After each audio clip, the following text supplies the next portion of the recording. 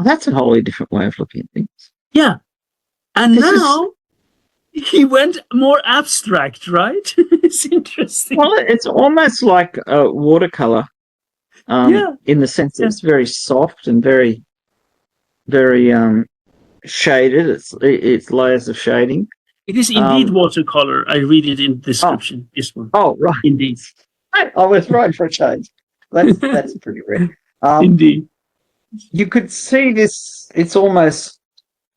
It doesn't look like a Chinese landscape, but it's got some of the elements of Chinese landscape. See, what I like is this looking at the land and the sea. Mm-hmm. They're the characters. They're the thing that's important. When people in it, when there are small boats, they're just there because in reality they are there. I like this one too. I find it. Again, it's really evocative. But look at how the clouds in this are entirely different from the other paintings. Yes, entirely. They're actually growing out of the water.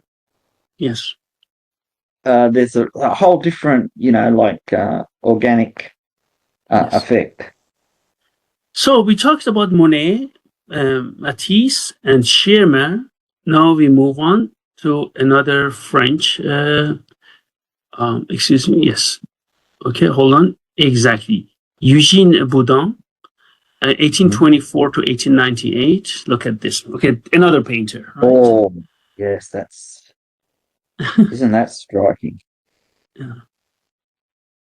Yeah, that really is. We've got, again, boats in the foreground, lots of colours on the boats.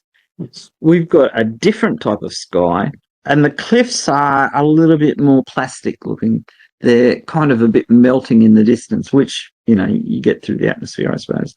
Yes. But again, this has got a whole kind of storyline going through it. Whether it starts at the boats and ends with the cliffs, or starts at the cliffs and ends with boats, it just depends on how you want to look at it. But yes, yeah, this is good. And now look at this one. Here, I mean, I'm just reading the translation. It's funny. Okay, they say washer women on the beach of Étretat. So they're washing clothes or something. Gee, that must be a bit rough in salt water. I've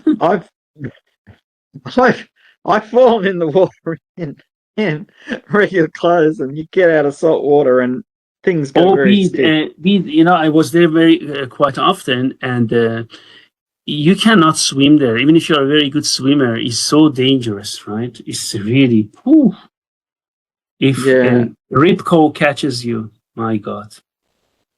Yeah, well, I mean, rips are very common here too, and one of the primary causes of swimmers having difficulty is the fact that the sea looks perfectly calm, and there's this really strong current that you can't see, and it just tears you off. It's a thing that everybody gets warned about before they go swimming. But that's it.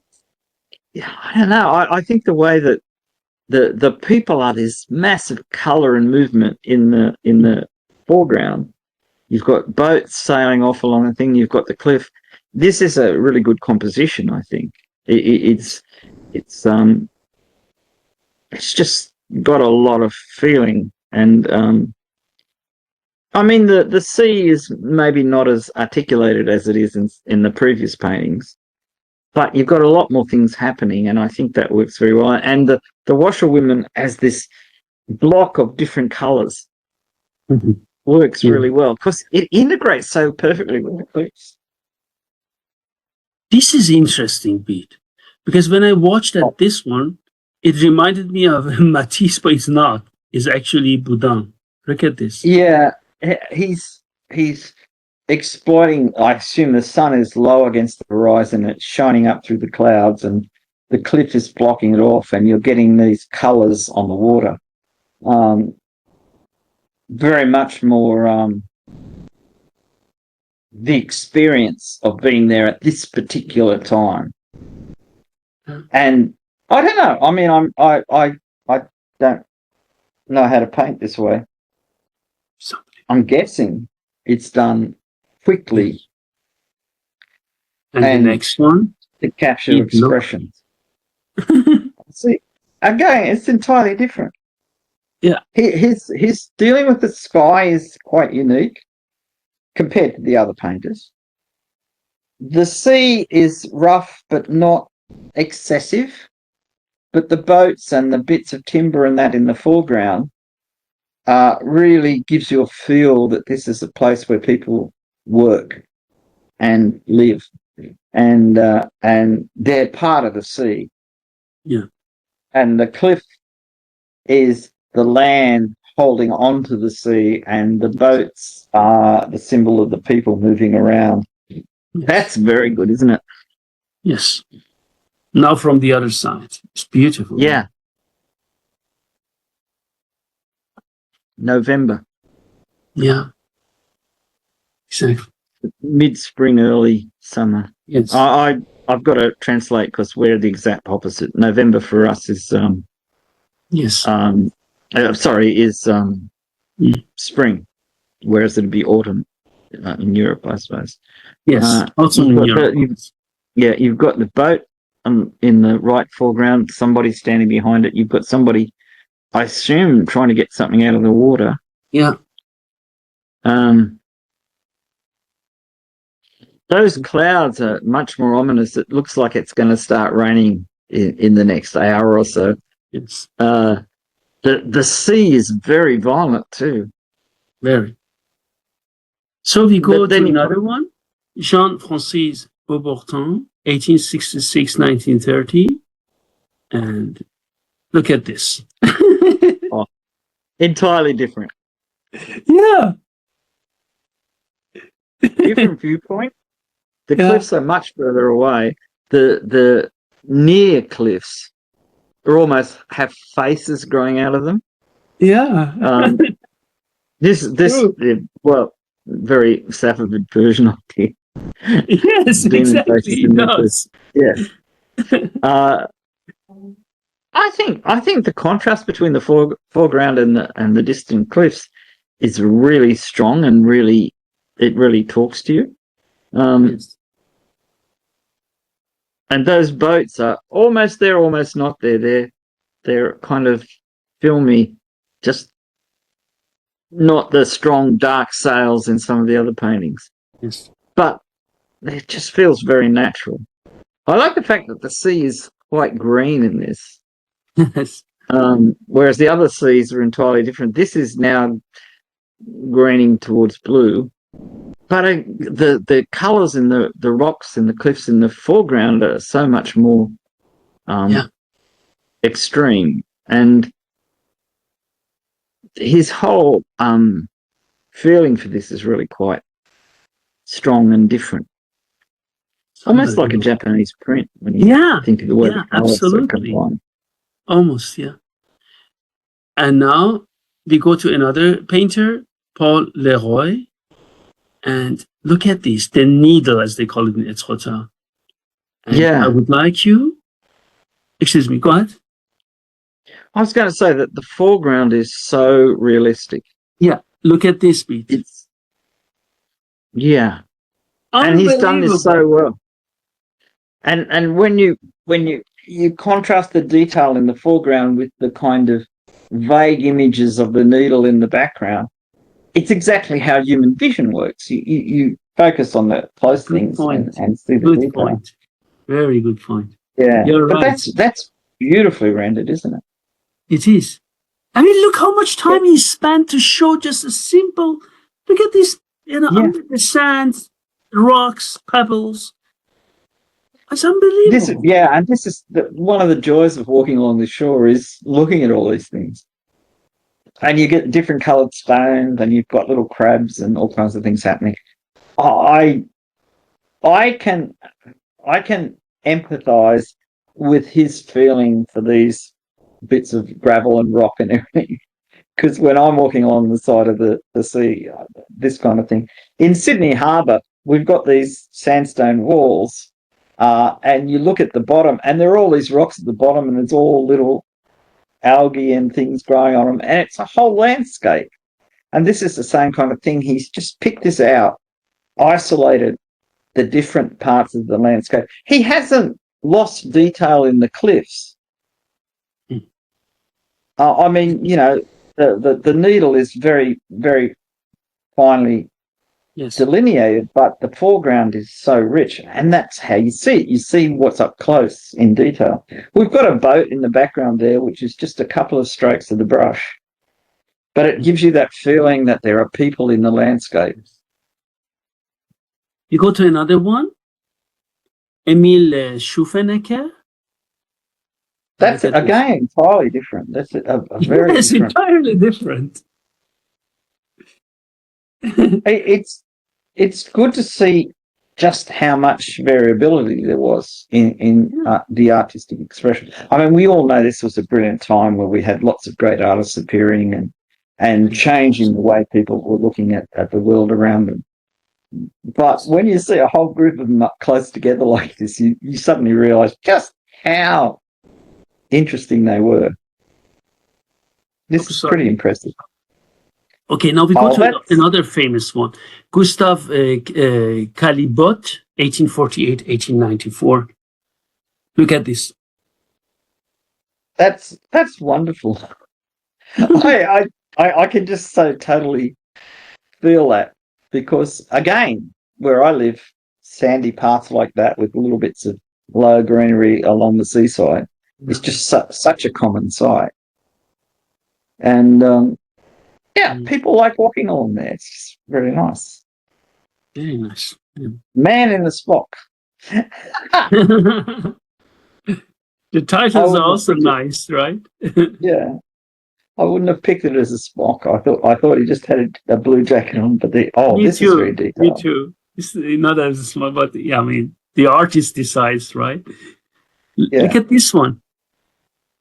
Again, a person that's got a real feel for the pebbles on the beach, and this is painted by the famed Giovanni Boldini, 1842 to 1931. Everyone across Europe comes here to paint.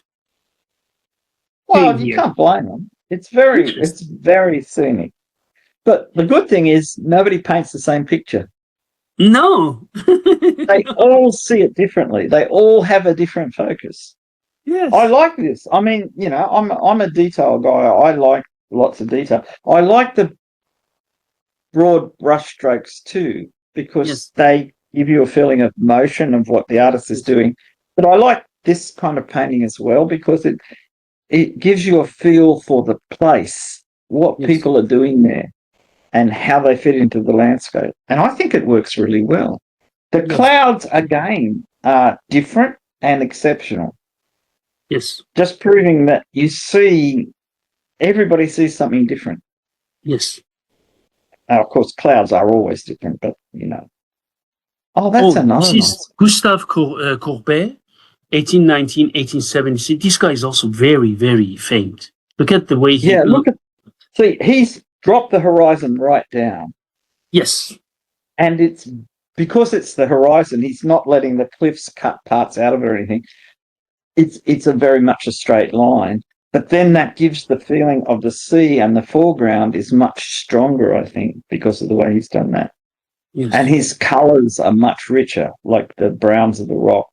Yes. And the green of the plants and the pebbly, I think that's pebbly stuff in the foreground. And you've got a boat out almost in the centre, though it's slightly off centre because that makes it work a bit better. I think that's exceptional. Yes. Again, I mean, we're seeing lots of famous artists doing famous paintings, so of course they're going to be exceptional. But that one grabs me a bit. I mean, even the waves coming in little arcs is very much what I'm used to. Yes. Courbet, and maybe have also another one from the same artist. See, here the clouds are much more menacing. The sea is very light coloured and calm looking. You think, oh, this is really nice, and then you look up at the clouds and think, a big storm's going to hit. Yeah, and I like that there's a time scale in the painting. You can see the future coming towards you. The present is very calm and very nice. Yes. but you know there's going to be a big storm. And I'm guessing storms in Normandy are not small-scale affairs. No, they're not. They're not. Absolutely. Wind and storm are big, right? Look at this one, Bede. This is, again, an entirely different way of looking at it. Yeah. The storm is very obvious. The waves are very threatening. And the rocks look as though they've been battered. Well, they had been battered for millions of years. And they look like they're falling apart from the sheer force of it. I like the colours, the way he's managed the colours in the waves. Yes. To give you that, like when a storm's coming in, the waves get darker. Water gets darker because the sky has changed colour and it's reflecting the different colours of the sky. And I think he's captured that really well. Yes, absolutely. Absolutely. And now we go to the next one, please. Oh, hold on a second, please. Yes, I'm sorry. Is it the same thing? Yes, it's the same thing. Yes, it is. I'm sorry. I made it twice. Sorry. Weirdly enough, from different angles, it actually looks almost like a different painting. So as you walk past this might be particularly interesting dynamically, the fact that it looks different from different viewpoints. But it is wonderfully done. Wonderful. Really Yeah. nice. Really nice. Let me just move up. Sorry, Bede. And look at this one, Bede. Oh, yeah. Again from Gustave Courbet, The Wave. Look at this one. It's just so, and the dark clouds, and then this bit of blue sky behind them, showing that nothing is permanent.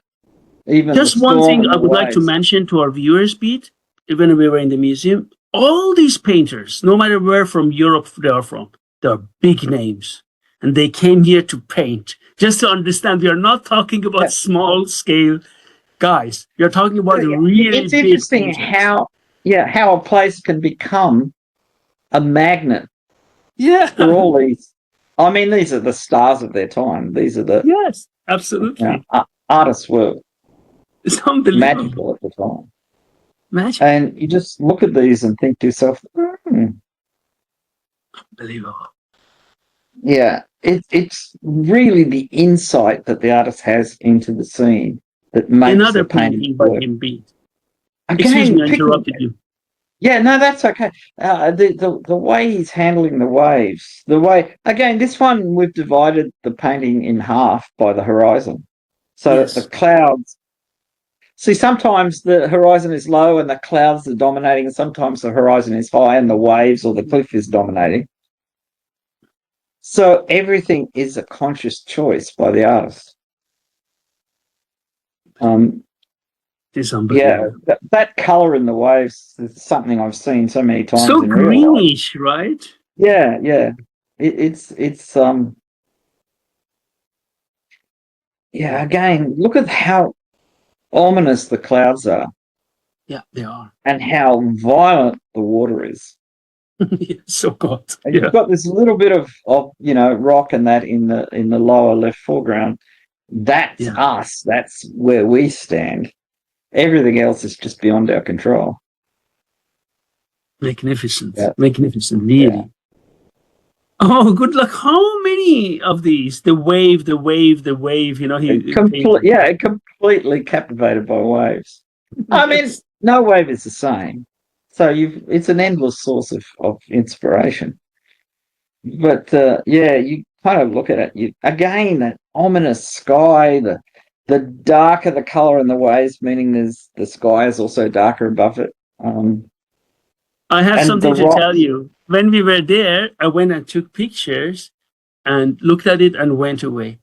Then there was an artist there, a German artist. I'm sure she was. Young artist. She looked at me and said, "Excuse me, can I tell you something?" I said, "What?" "I saw you go and take pictures and then walk away." I said, "What? Can I give you a piece of advice?" I said, "Yeah. Stand and take your time and keep watching." I said, "Yeah." I said, "After 15 minutes to 30 minutes, you start to see." And I looked at her and said, "Dear lady, that's great. but I'm sorry, I'm always under time pressure. I don't have time. There are so many paintings, and I need to take pictures for my channel. I don't have time to look at them. And she looked at me. You realize those pictures you take are not the real thing? You cannot just go home and watch them. They don't give you this feeling. And I just said, yeah, I think so.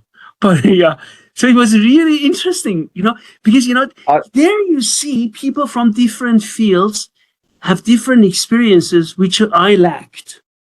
I never thought about it, to be honest. Well, I think she made very valid points. Yeah. But again, it's affected by what you intend to do. If you were there just to enjoy yourself, doing what she said is the right thing to do. Yeah. But you're also it's part of an educative experience that you want to create for the people that view the channel. And so therefore,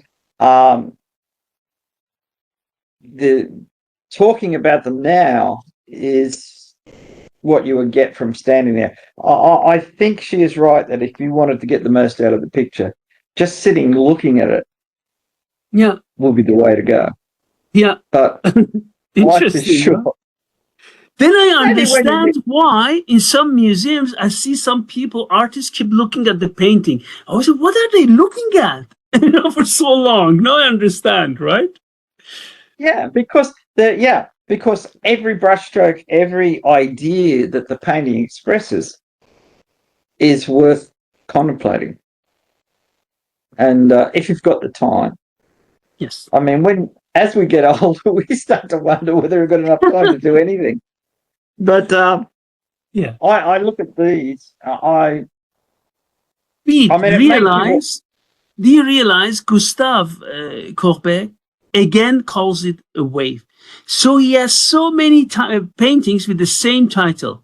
Other painters always chose a different title. Like always the wave, the wave, the wave. Look at this. Yeah. Well, I mean, clearly they are waves, but maybe he needed a better publicist to help him pick better titles. Because, I was thinking someone says, I have the wave. Another one says, I have the wave. Private collectors. Or a museum, we have the wave. Then which wave? How can you differentiate? It's very interesting, right? For example, this one is in Musée d'Art in Lyon, right? Look at this one, right? And each one of them is in a different place, right? So no one knows where his wave at. Which wave, Look, this is, I think it's wonderful because there's nothing like causing confusion as an aim in your life. But I've got to say, I think each wave is unique. In his painting. I mean, he really captures, because he's always contrasting the sky to the water, and they're telling different stories. Yes. But if he had a better publicist, she would have told him, maybe we'll call this the wave in such and such. So finally, he changes the name. So we have another one. He now goes to Étretat again, right? Oh, yeah. He calls them the cliffs of Étretat. Oh, God, you see every one of them, right? Look at this now. But isn't it interesting that every single painter has a different view? Yeah. And I'm not just talking about how they paint them. They're looking at them differently. Here we've got boats, we've got cliffs, we've got foaming waves, but the sea stretching out is calm and the sky is, there's clouds in the distance, but it doesn't have that ominous, there's a storm coming look to it. No. I'm really getting to appreciate this. I think you've had a really good choice here. It does make me want to go to Normandy, though. And well, fair enough. Drinking Normandy cider would be probably not a bad way of enjoying the cliffs, but look, Bede, again, he calls it the cliffs of Étretat. He paints it this one. Then he paints another one, and again he calls it the cliffs of Étretat. Other painters always have a different title for every painting. Gustave always, it's interesting for me. Yeah, he clearly doesn't think naming things are important. The most important part is the painting. And to be honest, they're very different paintings. Yeah. But I like he's picking out how the light is hitting the cliffs differently in different parts. Yeah. And I think that's a subtlety that maybe some of the other artists had, but not quite. This is relatively realistic, but at I think emotional level, it's quite abstract in the way that it's showing things. Yeah. Again, we've got the boat in the foreground on the beach. But look at the colour of the water. That colour of the water is really, really evocative. Yes. Yeah, truly wonderful paintings. Okay, now we change the artist. And Louis Major. Look at this looking one. Down from the other side. Yeah. Yes, you're right. This in. is from the other side. Yeah. Yeah. The boats are coming in under rough conditions. Storm out at sea. Maybe they're racing in to beach the boats, and if they've caught any fish, to get the fish off. That's really again entirely different. The clouds. I mean, I saw clouds like this a few days ago, and in the middle of the night it started pouring rain. But during the afternoon, the clouds looked like this, and they didn't look as threatening as I thought they would be. Look at how dark the water is, because again, the clouds over there, we've got blue sky, but directly above, I'm guessing, when he painted this, he had clouds above him that were changing the colour of the sea. Yeah.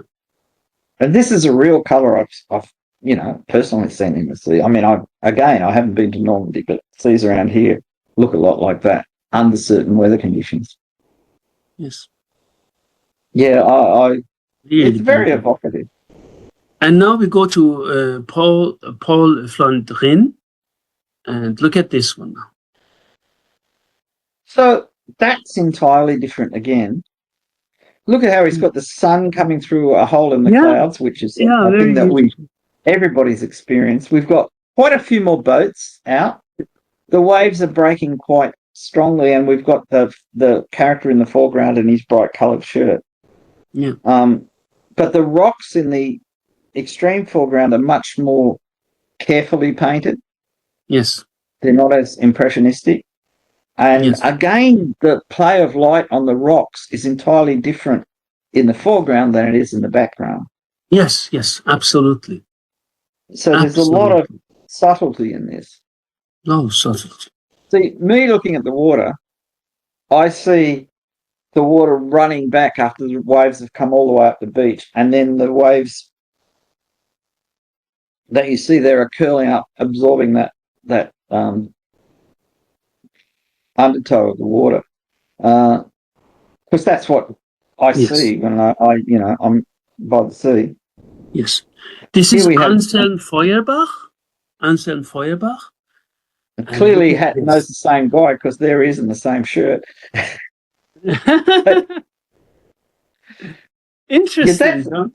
That's almost architectural in the way that it treats the cliffs, isn't it? You get this strong structural feeling. The clouds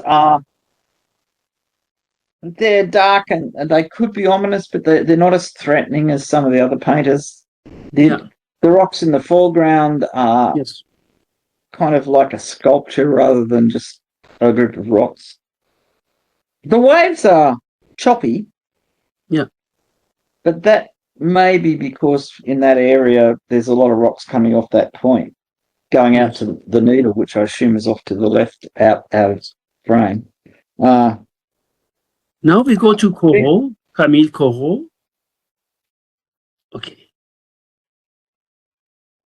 This is I don't know who Elisabeth Stumpf is, if you say it in a German way, or Elisabeth Stumpf, and her daughter Madeleine. Look at this. It's a classic of its time, isn't it? Yeah.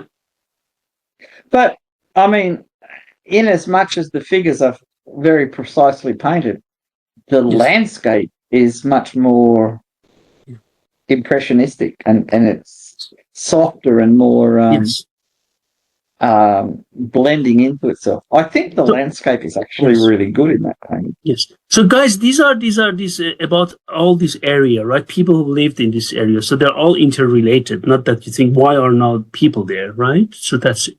Yeah. I've got to admit, I quite like this. Yeah. The kind of concept of figures in a landscape where the figures are very detailed and the landscape is very soft and flowing. Here we've got something that looks like a Dutch master. Yes, exactly. A windmill. It's got that 17th century feel to it, but clearly not. Yes, it was in the 19th century.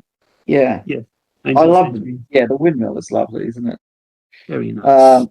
But the people in the foreground, these women, I don't know, are they gleaning, picking up grain or something like that? They're certainly doing something.